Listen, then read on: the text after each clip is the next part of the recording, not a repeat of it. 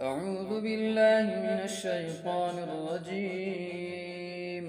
ألم تر إلى الذين أوتوا نصيبا من الكتاب يؤمنون بالجبت والطاغوت ويقولون للذين كفروا هؤلاء أهدى من الذين آمنوا سبيلا. أولئك الذين لعنهم الله، ومن يلعن الله فلن تجد له نصيرا. أم لهم نصيب من الملك فإذا لا يؤتون الناس نقيرا. أم يحسدون الناس على ما آتاهم الله من فضله، فقد آتينا آل إبراهيم الكتاب والحكمة وآتيناهم ملكا عظيما. فمنهم من آمن به ومنهم من صد عنه، وكفى بجهنم سعيرا.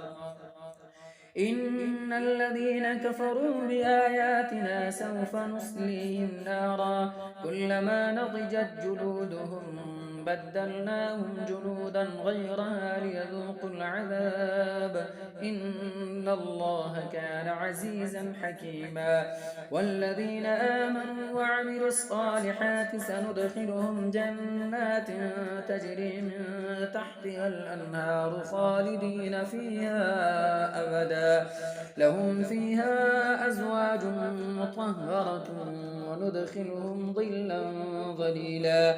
إن الله يأمركم أن تؤدوا الأمانات إلى أهلها، وإذا حكمتم بين الناس أن تحكموا بالعدل، إن الله نعم ما يعظكم به، إن الله كان سميعا بصيرا.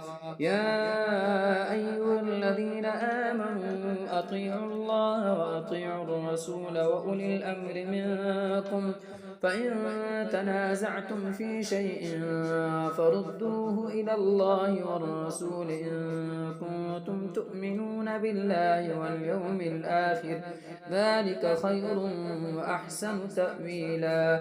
صدق الله العظيم.